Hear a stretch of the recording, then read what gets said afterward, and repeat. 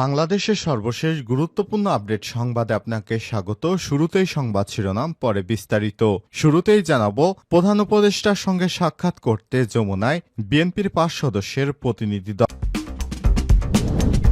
এরপর জানাবো, ৪৬তম বিসিএস পিলির ফল পুনরায় প্রকাশ।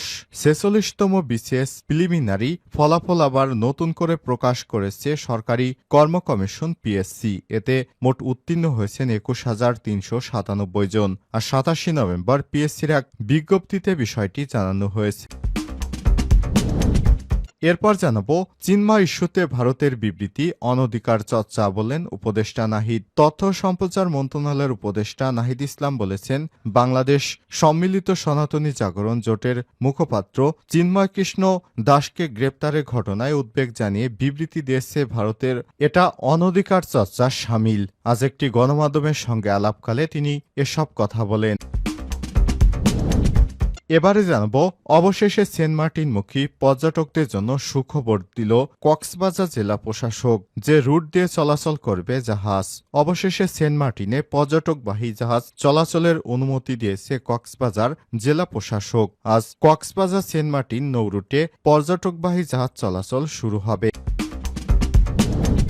এদিকে রায়ে জিয়াউর রহমানকে নিয়ে আপত্তিকর মন্তব্য করায় বিচারপতিকে ডিম ছুড়লেন বিএনপির আইনজীবীরা। একটি রায়ে জিয়াউর রহমানকে নিয়ে আপত্তিকর মন্তব্য করায় বিচারপতি আশরাফুল কামালকে ডিম ছুড়েছেন আইনজীবীরা। এই ঘটনায় বিচারপতি নেমে যেতে বাধ্য হন। আজ বুধবার বিচারপতি আশরাফুল কামালের নেতৃত্বে হাইকোর্টের এজলাসে বসেন।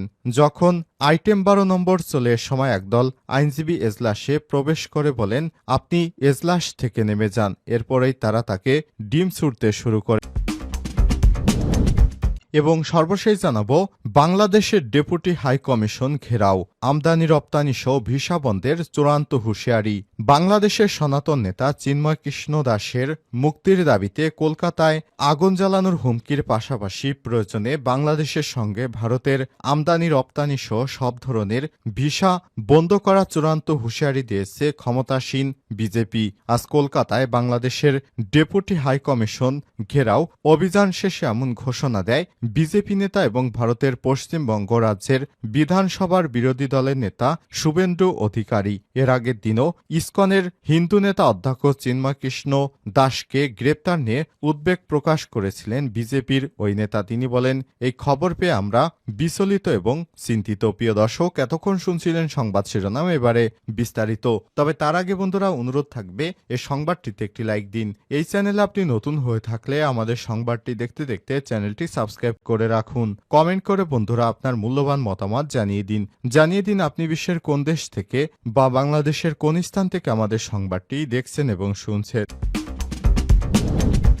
যমুনায় প্রধান উপদেষ্টার সঙ্গে সাক্ষাৎ করতে বিএনপির ৫ সদস্যের প্রতিনিধি দল। প্রধান উপদেষ্টা ড মোহাম্মদ ইউনূসের সঙ্গে সাক্ষাৎ করতে যমুনায় প্রবেশ করেছেন মির্জা ফখরুল সহ বিএনপির ৫ সদস্যের প্রতিনিধি দল। বুধবার ২৭ নভেম্বর সন্ধ্যা ৫:৩০টায় প্রধান উপদেষ্টার বাসভবন যমুনায় প্রবেশ করেছেন তারা। বিএনপির মিডিয়া সেলের সদস্য সাইরুল কবির খান জানান, প্রতিনিধি দলের আরও আছেন দলটির জাতীয় স্থায়ী কমিটির সদস্য মির্জা আব্বাস, নজরুল ইসলাম খান, আমির খসরু মাহমুদ চৌধুরী ও সালাউদ্দিন আহমেদ। বিএনপির সূত্র থেকে জানা গেছে, দেশের চলমান পরিস্থিতি, সংস্কার কার্যক্রম, নির্বাচনী রোডম্যাপ ও আগামী জাতীয় সংসদ নির্বাচন প্রসঙ্গে আলোচনা করবেন তারা। এর আগে ২৩ অক্টোবর যমুনায় প্রধান উপদেষ্টা ড মোহাম্মদ ইউনূসের সঙ্গে বৈঠক করেন বিএনপির ৩ নেতা। ওই বৈঠকে ছিলেন বিএনপির জাতীয় স্থায়ী কমিটির সদস্য আমির খসরু মাহমুদ চৌধুরী, সালাউদ্দিন আহমেদ উপস্থিত ছিলেন। বৈঠকের বিষয় নিয়ে নজরুল ইসলাম খান বলেন, দেশে যাতে নতুন করে সাংবিধানিক সংকট সৃষ্টি না হয় সেজন্য তারা সরকারকে খেয়াল রাখতে বলেছেন। ৪৬তম বিসিএস পিলির ফল পুনরায় প্রকাশ। ৪৬তম বিসিএস এর প্রিলিমিনারি ফলাফল আবার নতুন করে প্রকাশ করেছে সরকারি কর্ম কমিশন পিএসসি। এতে মোট উত্তীর্ণ হয়েছেন ২১,৩৯৭ জন। বুধবার ২৭ নভেম্বর পিএসসির এক বিজ্ঞপ্তিতে সব তথ্য জানানো হয়েছে। পিএসসি জানায়, ৪৬তম বিসিএস এ প্রিলিমিনারির পরীক্ষার ফলাফল গত ৯ মে প্রকাশিত হয়েছে। এই পরীক্ষায় ১০,৬৩৮ প্রার্থীকে লিখিত পরীক্ষায় নির্বাচিত করা হয়। হয় সম্ভাব্য বৈষম্য দূরকরণের লক্ষ্যে ইতিমধ্যে নির্বাচিত প্রার্থীদের সঙ্গে আরও অসম সংখ্যক প্রার্থী লিখিত পরীক্ষার জন্য যোগ্য বিবেচনা করে পুনরায় ফল ঘোষণা করার সিদ্ধান্ত নেয় পিএসসি। সে সিদ্ধান্ত অনুসারে আরও 10,638 জনকে লিখিত পরীক্ষার জন্য নির্বাচিত করল পিএসসি। উত্তীর্ণ প্রার্থীদের তালিকা দেখতে সরকারি কর্ম কমিশনের ওয়েবসাইটে ভিজিট করুন। চিন্ময় ইস্যুতে ভারতের বিবৃতি অনধিকার চর্চা বললেন উপদেষ্টা নাহিদ। তথ্য সম্প্রচার মন্ত্রণালয়ের উপদেষ্টা নাহিদ ইসলাম বলেছেন, বাংলাদেশ সম্মিলিত সনাতনী জাগরণী জোটের মুখপাত্র চিন্ময় কৃষ্ণ দাসকে গ্রেপ্তারের ঘটনায় উদ্বেগ জানিয়েছে। বিবৃতি দিয়েছে ভারতের অনধিকার চর্চা হিসেবে তারা দেখছে। বুধবার 28 নভেম্বর একটি গণমাধ্যমের সঙ্গে আলাপকালে এসব কথা বলেন উপদেষ্টা নাহিদ ইসলাম। নাহিদ ইসলাম বলেন, আমরা মনে করি এই ধরনের স্টেটমেন্ট দেয়া ভারতের অনধিকার চর্চা। এখানে তারা ঘটনাকে আরও উস্কে দেওয়ার চেষ্টা করছে। ভারতের উচিত তার নিজেদের দেশ সম্পর্কে মনোযোগী হওয়া। ভারতের উচিত তার নিজেদের দেশের সংখ্যালঘু সম্প্রদায়ের নিরাপত্তা এবং অধিকার নিশ্চিতের কাজ করা। তিনি আরও বলেন, আমরা ভারতকে দায়িত্বশীল আচরণ করার আহ্বান জানাচ্ছি এবং আওয়ামী লীগের মিথ্যা প্রোপাগান্ডা যেন ভারতে সাবস্ক্রাইব না করে। এর আগে মঙ্গলবার চিন্ময় দাসকে গ্রেপ্তার এবং জামিন বাতিলের ঘটনায় মঙ্গলবার গভীর উদ্বেগ প্রকাশ করে বিবৃতি দেয় ভারতের পররাষ্ট্র মন্ত্রণালয়। বিবৃতিতে বলা হয়, তাকে আটকের পর বাংলাদেশের চরমপন্থী গ্রুপগুলো হিন্দু সম্প্রদায় ও অন্যান্য সংখ্যালঘুদের উপরও হামলা চালিয়েছে। এছাড়াও হিন্দু এবং ধর্মীয় সংখ্যালঘুদের বাড়িঘর ও ব্যবসা প্রতিষ্ঠানে অগ্নিসংযোগ, লুটপাট ও ভাঙচুর, মন্দিরে হামলার মতো ঘটনাও ঘটেছে বাংলাদেশে।